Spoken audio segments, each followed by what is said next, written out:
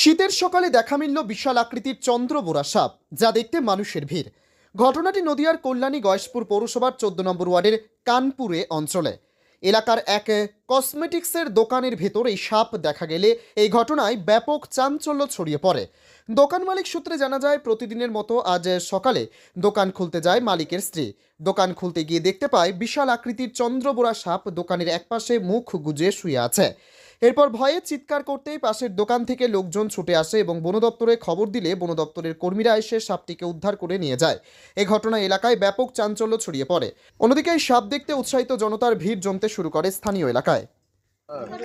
কখন জানলেন যে এখানে সাপটা আমি তো জানি না, আমি মাঠে ছিলাম, আমার বউ দোকান খুলতে এসেছিল। হ্যাঁ, দোকান খুলে চেয়ারটা সরাতে গেছে, তখনই দেখে সাপ। তারপরে আশেপাশের লোকজনের ডেকেছে, আমারও ফোন করে ডাকার পরে আমি এসে দোকানের মালপত্রগুলো বার করলাম, বারটার করে তারপরে যে এখন আছে বন দপ্তরে মনে হয় খবর দিয়েছে। বলছি এর আগে কখনো ঢুকেছে বা না, এর আগে মানে চোখে পড়ি হঠাৎ এখানে হঠাৎ এই অঞ্চলে কি এই সাপ সাপ আছে অঞ্চলে, মাঠে ঘাটে দেখা যায় এইসব মাল, কিন্তু দোকানের ভিতরে যে প্রথম দেখলাম। কতটা আতঙ্কিত তো একটু? আতঙ্কিত মানে এরকম মাল থাকলে তো আতঙ্কিত হবেই। কি নাম এই সাপটার নাম কি? চন্দ্রবোরা। তাও কত বড় হবে এটা? তাও হবে মোটামুটি বড়ই, ভালো বয়স্ক মাল তো। বয়স্ক। দেখা যাচ্ছে।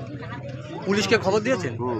না, পুলিশের খবর দেয়নি, ওই পৌরসভায় গেছিলো, পৌরসভায় বললো যে আমাদের এটার দায়িত্ব না, আমরা তো এইসব কাজ করি না, আপনারা বন দপ্তরে খবর দিন। তারপরে বন দপ্তরে খবর দেওয়া হয়েছে, তাহলে আসবে নিশ্চয়ই। তাহলে একটা আতঙ্কের মধ্যে। হ্যাঁ, এটা আতঙ্কের মধ্যে। আর আজ সারাদিন তো দোকানদারি বন্ধ। বন্ধ তো, আজকে সারাদিন দোকানদারি বন্ধ। কখন আসবে, তারপরে নিয়ে যাবে, তারপরে আবার দোকানের মালপত্র ঢোকাতে হবে। কি নাম আপনার? তপন ঘোষ, এটা কোন এলাকা এটা? কানপুর।